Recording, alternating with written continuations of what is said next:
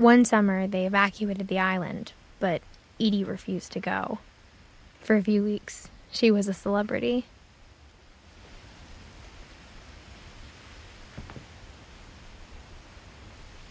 When Edie told people Sven was killed by a dragon, she could also have said he was building a dragon-shaped slide that collapsed. She could have, but she didn't.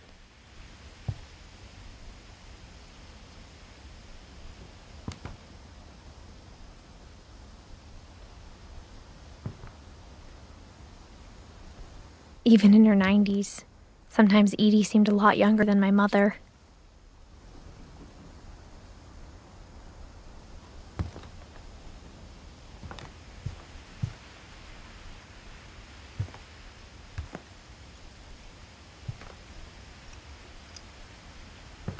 Louis died a week before we left, but Edie had already started to memorialize him. Edie knit me a new pair of gloves every year, just in time to replace the old ones.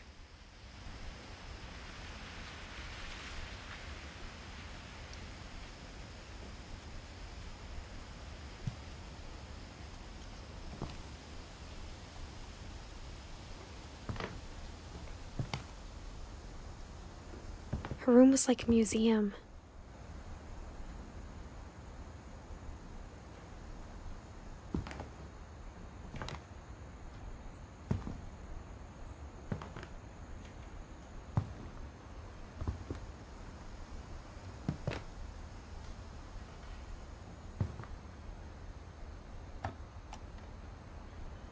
For 500 years, the Finches have been famous throughout Norway for the fortune and misfortune.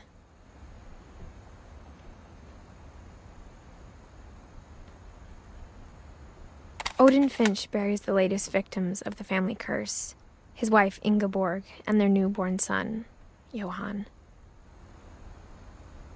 On January 7th, 1937, he set sail with his family and his house, hoping to leave the curse behind. But 40-foot waves off the coast of Washington send the house and Odin to the bottom of the sea. Odin's daughter Edie, with husband Sven and baby Molly, step ashore on their new home, Orcas Island. Odin Finch is the first to be buried in the new family cemetery.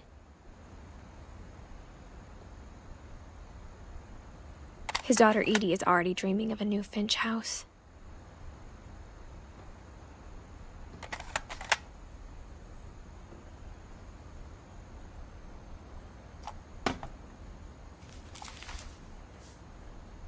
Whatever's wrong with this family, it goes back a long ways.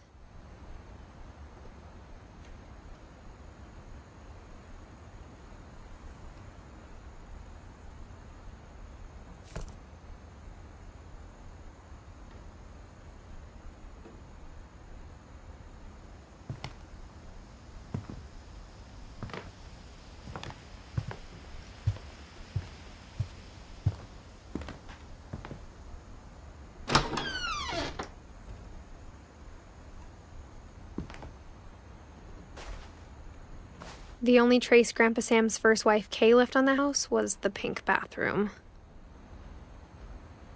It was a pretty big trace.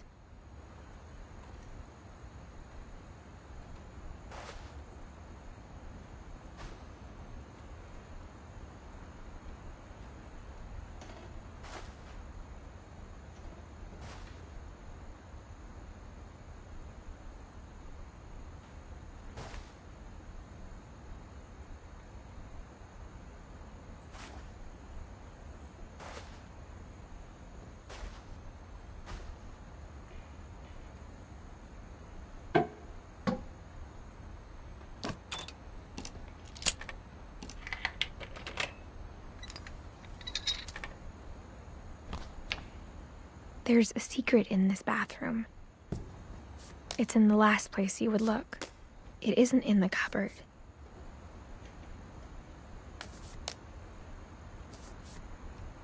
It's hidden in this book.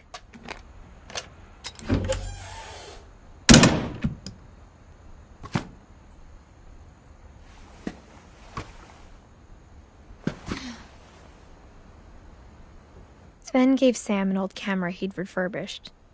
He never put it down.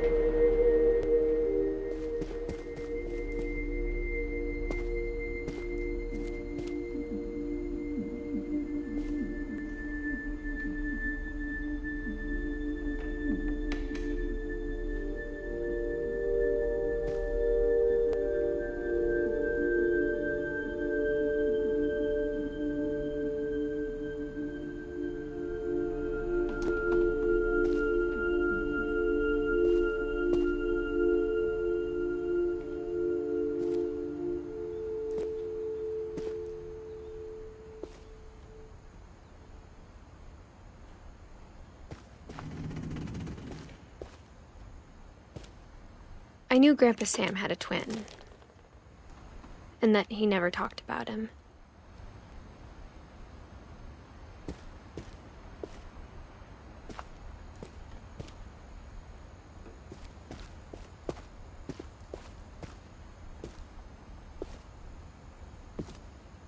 I guess my grandpa didn't like history any more than my mom did.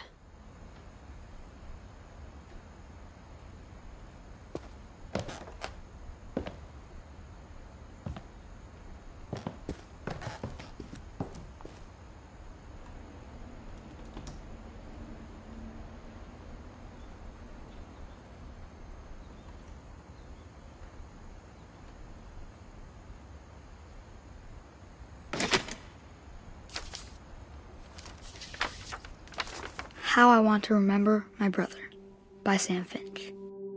The thing I remember is that when he made up his mind, that was it.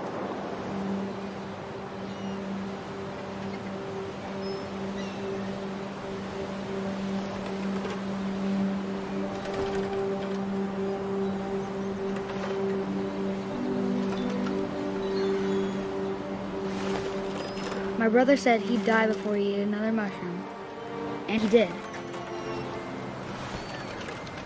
At Barbara's funeral, we swore we'd never be afraid again, and he wasn't. I think Calvin always wanted to fly. Sam! Calvin! Dinner's ready! Coming! But that day, he finally made up his mind to do it.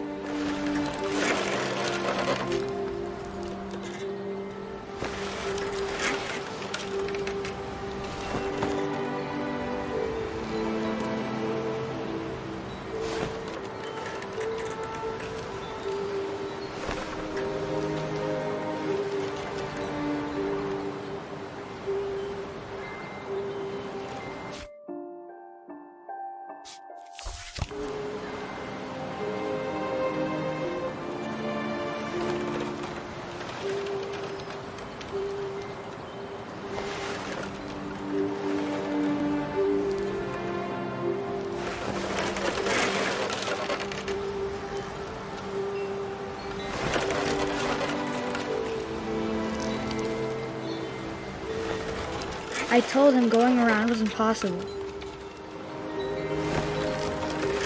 Maybe if I hadn't said that.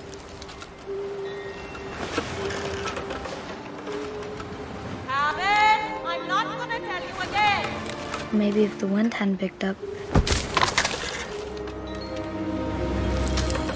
Then maybe he'd still be here. But I doubt it. I think he'd already made up his mind. That's what I want to remember about my brother.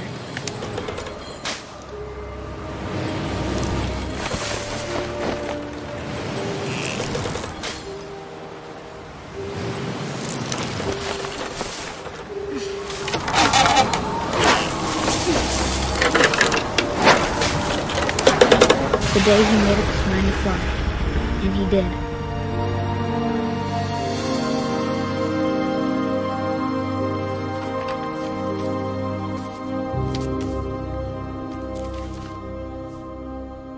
Calvin's story felt strangely familiar.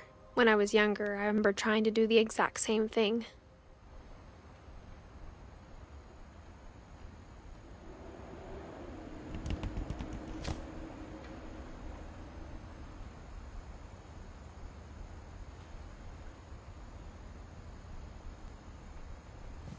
After the funeral, Edie roped off Calvin's half of the room.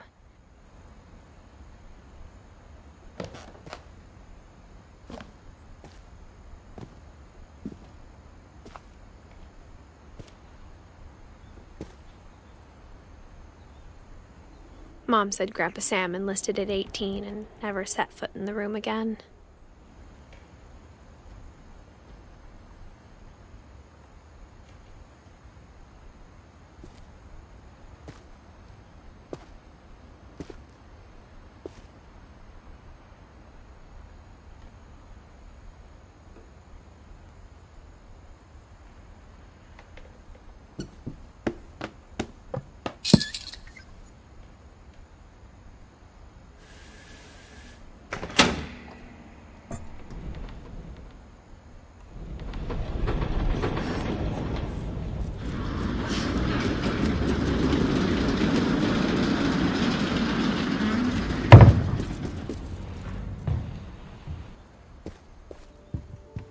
The passages were a pretty tight fit. They'd obviously been built for smaller hands and bellies.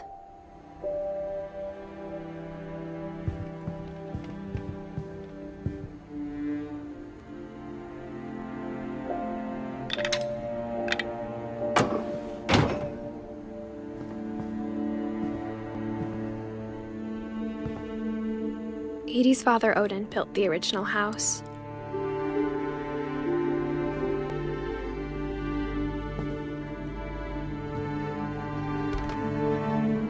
Barbara was a child star for 2 years, until America grew out of it.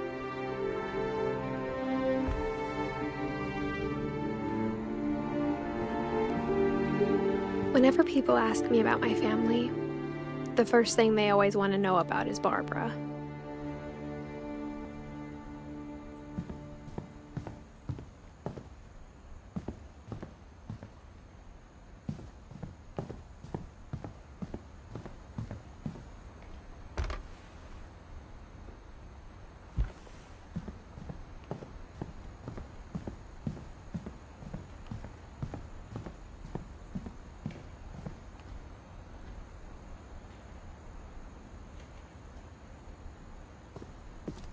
Mom must have locked the third floor stairs on the night we left.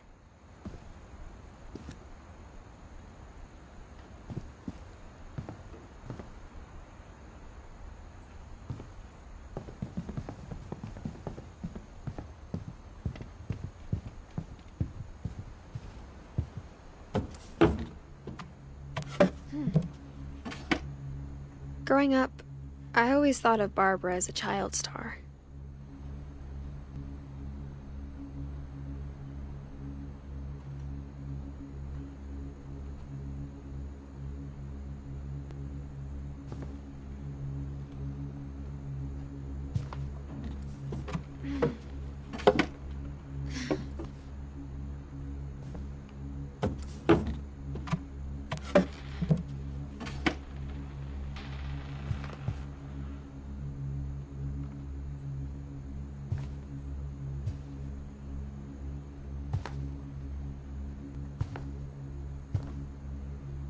I never thought about how hard it must have been for her afterwards.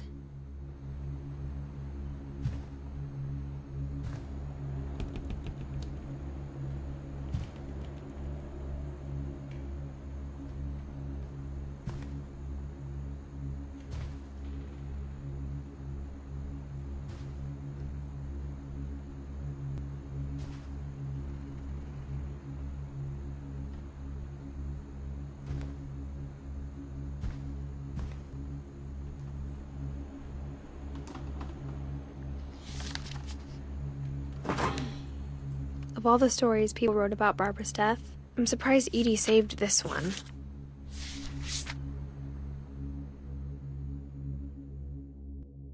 Old Jack here with another ghastly tale inspired by America's most unfortunate family.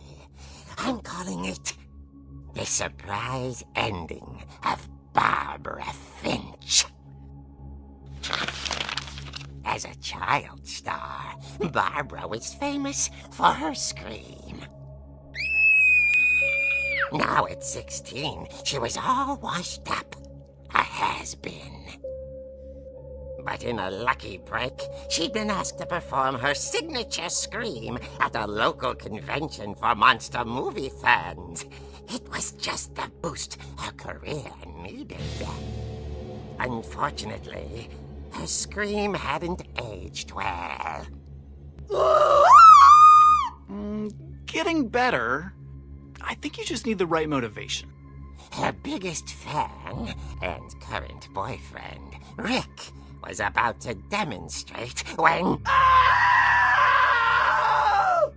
Now that was a great scream. It was Barbara's father, Sven. He'd slipped into a table saw and had to be rushed to the emergency room. So Barbara got stuck babysitting her youngest brother, Walter. Her convention comeback was cancelled. Okay, I'm hearing frustration, but I'm not hearing terror. What if I tried... A gang of hoodlums in Halloween masks have been terrorizing Orcas Island tonight. Police are urging residents to... That came from the basement. You're right! Also, I loved your delivery on that. Why is your basement door locked? Because my dad likes making puzzles and secret passages. There's a key hidden in the music box. The secret is to keep winding and winding until finally the key pops out. Thanks, babe. I'll be back in a sec. 20 minutes later, Rick hadn't returned. So Barbara went to look for him, right on cue. She reached for the music box.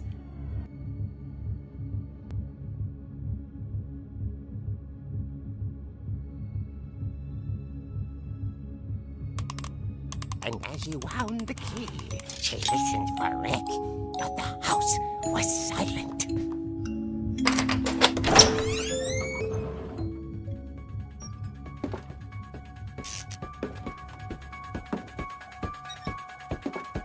She found Rick's crutch and imagined the worst.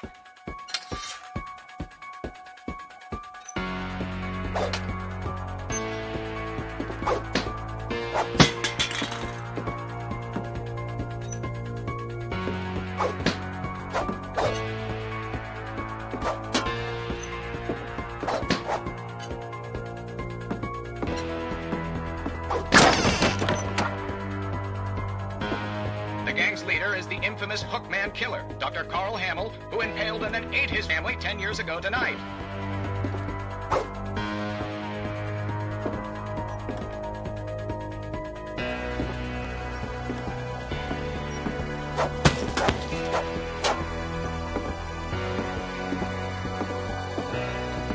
The old fridge rattled and grew still.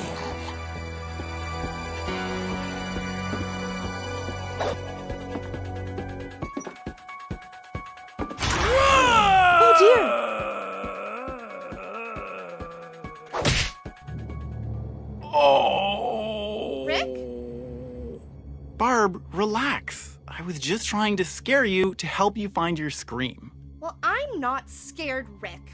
I'm furious. Then act furious. All I'm getting from you now is that you're hurt and confused and you're... She threw him out, but she kept a little something to remember him by. Barb, have you seen my other crutch? And she was still holding it when she fell asleep watching the late picture show. Hours later... Barbara! Walter, what's going on up there? Ah! Okay, I'm coming up, but if this is a trick, you're dead, Walter.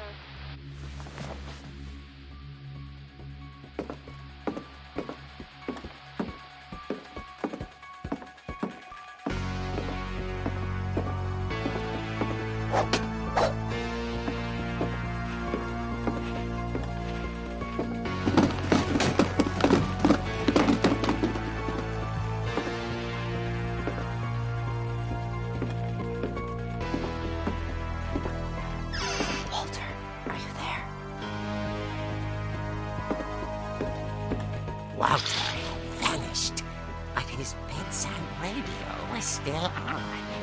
Orcas Island police describe the man as 6 feet tall, with a steel hook for a hand. Residents are urged to lock all doors and windows and notify the police of any suspicious activity.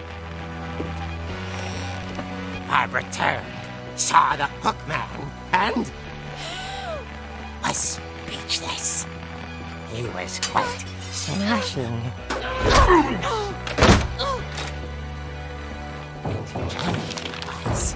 He couldn't get enough of Barbara. Okay, Barbara, there's gotta be another way out of here.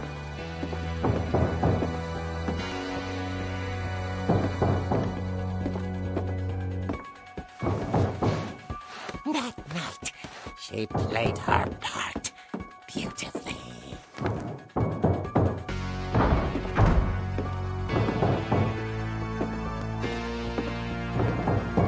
Molly's door hadn't been opened in years. The hinges groaned.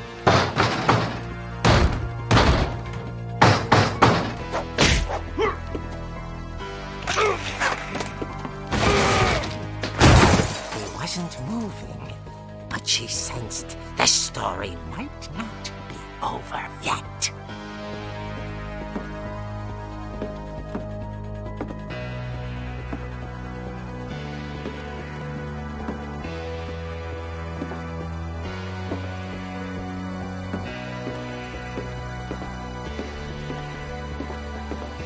The hookman had vanished. She listened for his breathing, but all she heard was...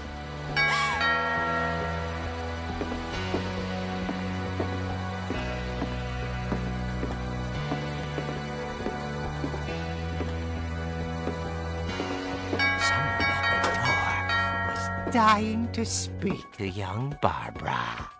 At the door, she heard whispering. It was coming from inside the house.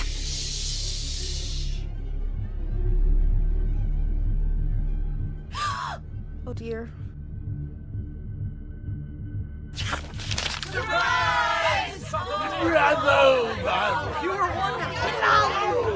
monsters had come to surprise her. For Barbara, it was a dream come true. Then she saw what kind of monsters they were, and she realized what was about to happen. She was going to be famous. And with her final breath, Barbara Finch gave the performance of her life.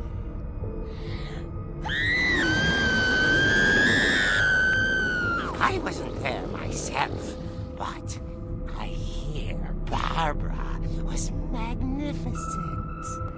Poor girl. She had a taste for stardom. But unfortunately, so did her fans.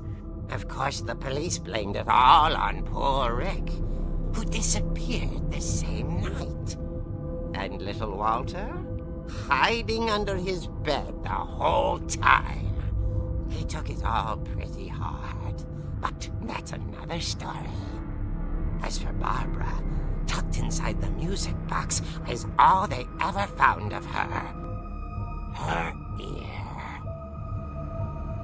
Now that's what I call a real eerie tale.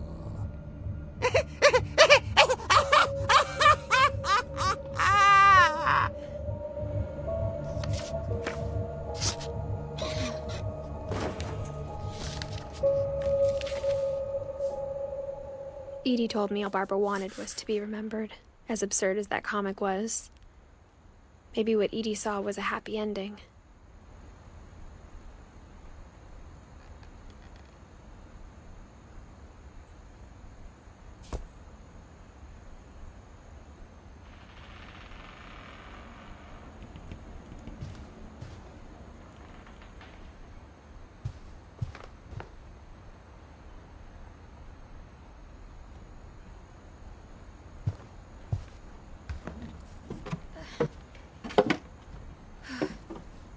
I guess now I know why Mom didn't like me playing with the music box.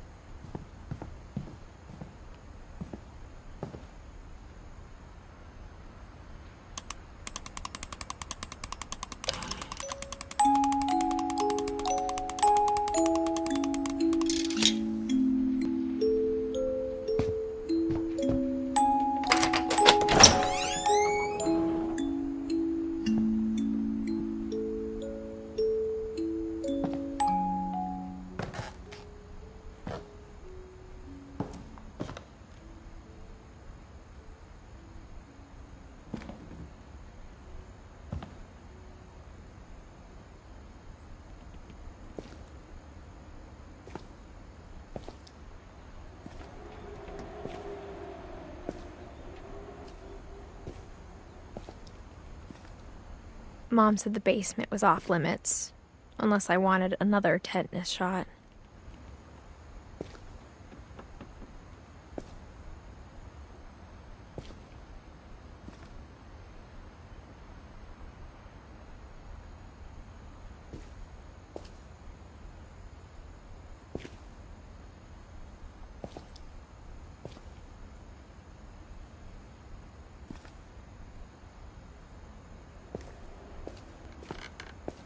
I saw Edie sneak down to the basement once, carrying packages.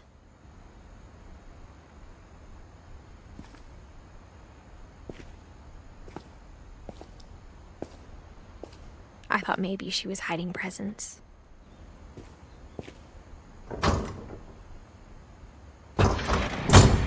It turned out she was hiding a lot more than that.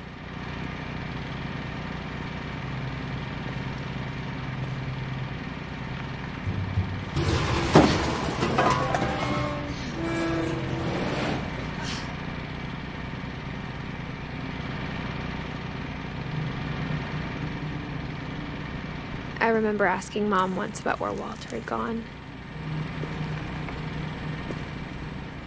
She said after Barbara died, he got as far away as he could.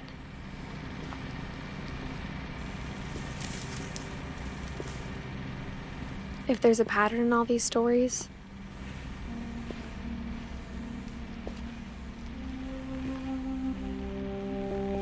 I think it's that none of us has gotten very far.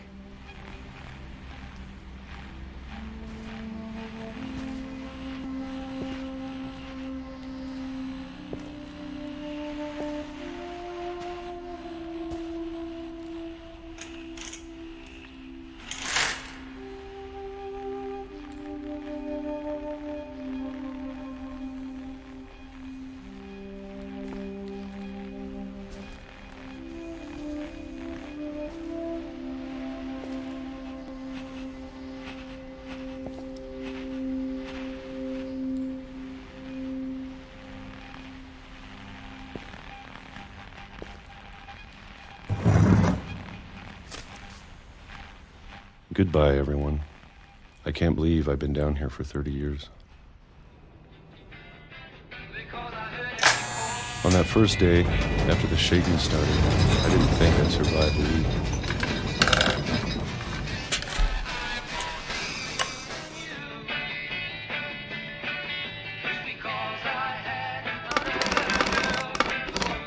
But after a few days, I settled into a routine. That's what kept me sane. Having a schedule, living for today. I always expected to be dead tomorrow. But if you wait long enough, you get used to anything.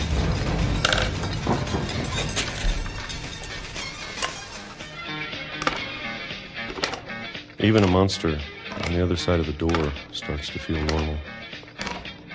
Almost friendly.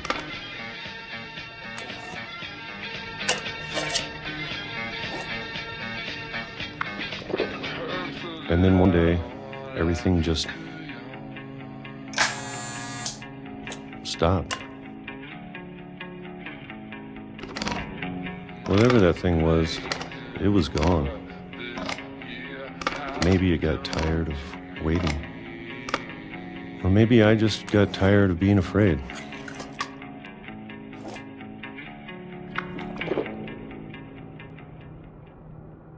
It's been a week now, the longest in 30 years. I'm done waiting. I have to leave while I still can.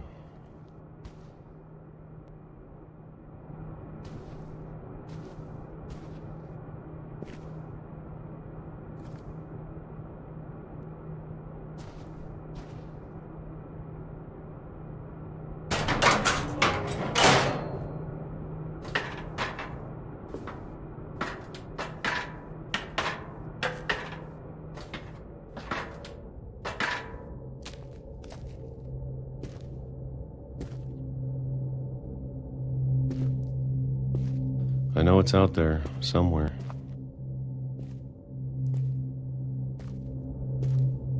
Whatever killed Barbara and Molly and Calvin.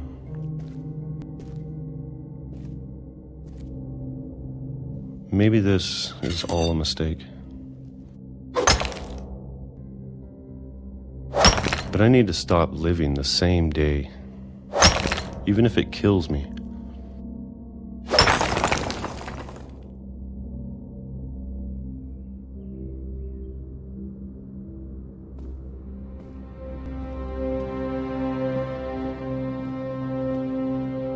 Whatever's out there, I want you to know I'm ready for it. I'm going to appreciate all of it, especially the food. I don't mind if I only have a year left, or a month, or a single week. I'd be happy with one new day. I can already imagine the sun on my face.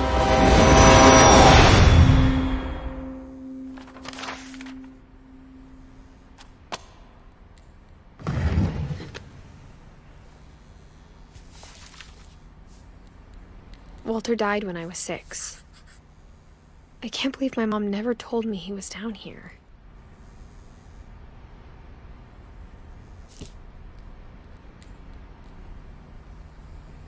I'm sure my mom was trying to protect me.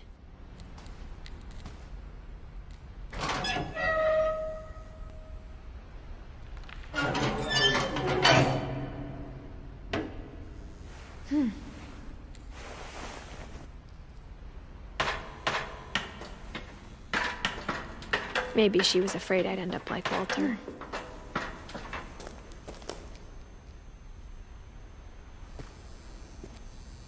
But if she never told me about an uncle under the house,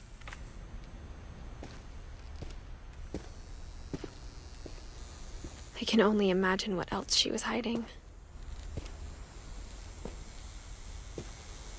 I don't want to make the same mistakes she made.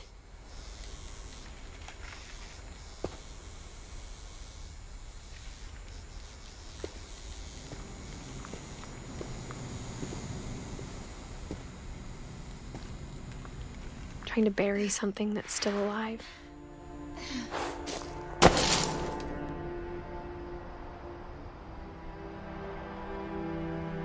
Now that there's only one of us left, or maybe 2, I thought it was time I heard the stories for myself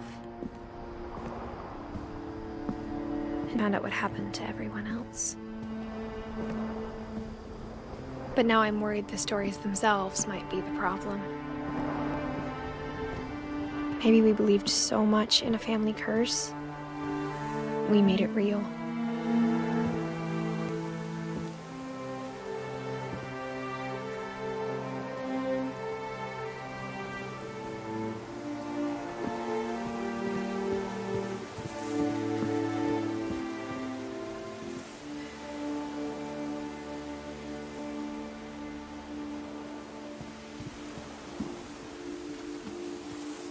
I don't know if I should even be writing this.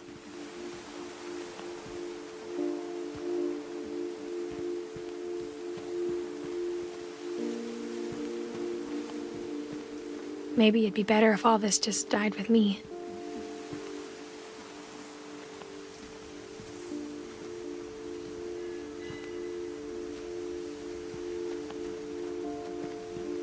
But I thought you should know about your family.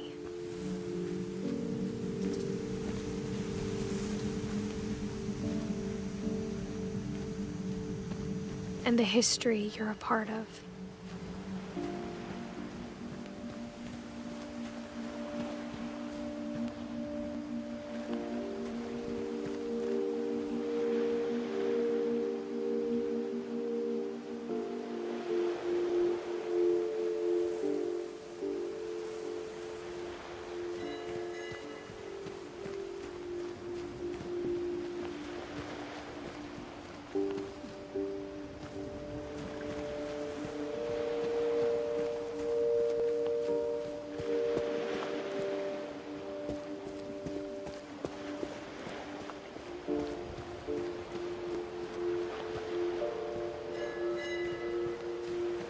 Though to be honest, I feel as lost as you probably do right now.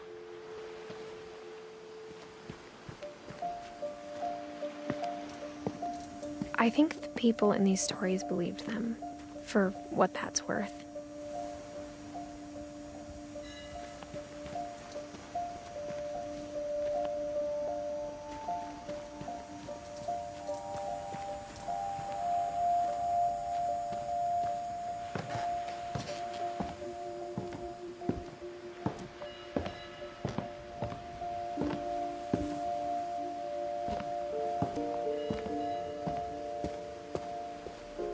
And when you look at the house, that history of imagination and stubbornness and madness, any of it seems possible.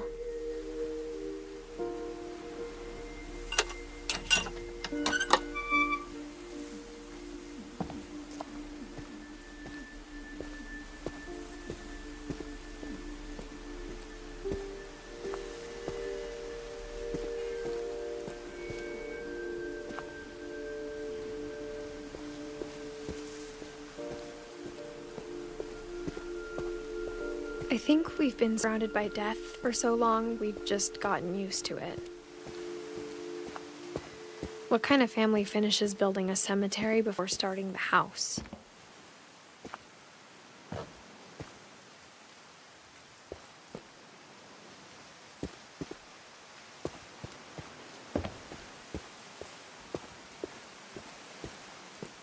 It's embarrassing for me to admit this, but the pet cemetery made me more uncomfortable than the human one. 3 of the gerbils were mine, and 2 had been my fault.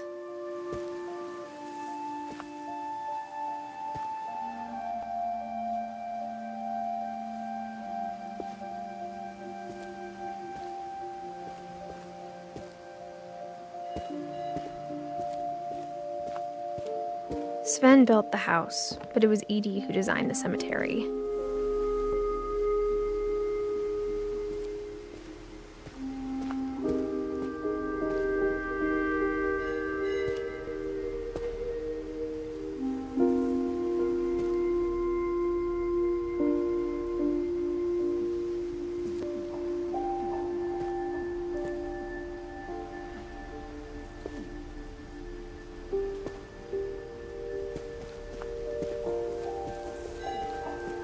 I'm sure Odin's monument had been Edie's idea. My mom was always trying to move on, but for Edie, the past never went away.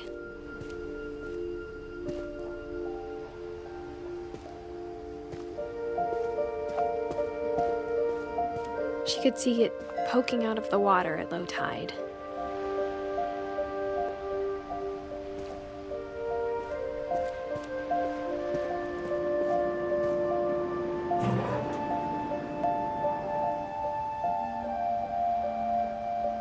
Edie said she dreamed about the old house every night.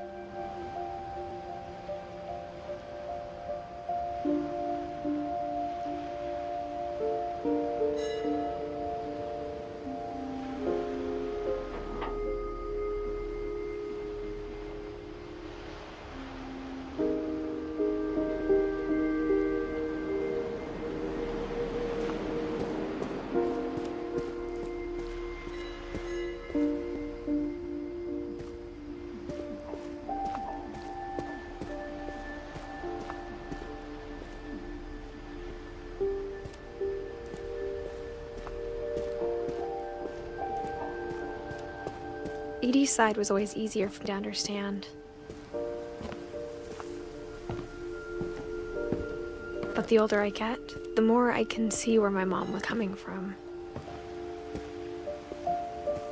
Her dad had been pretty strict, but it wasn't enough to save her brothers. She was just trying to do better.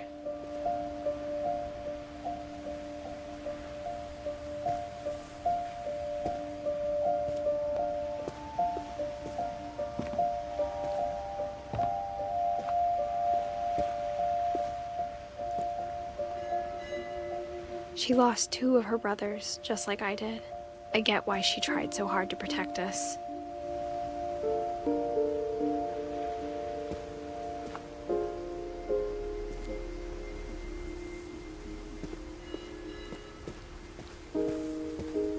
There's so many things I wish I could ask my mom now. Part of me thinks this is what she wanted all along. For me to come back someday and find everything out for myself.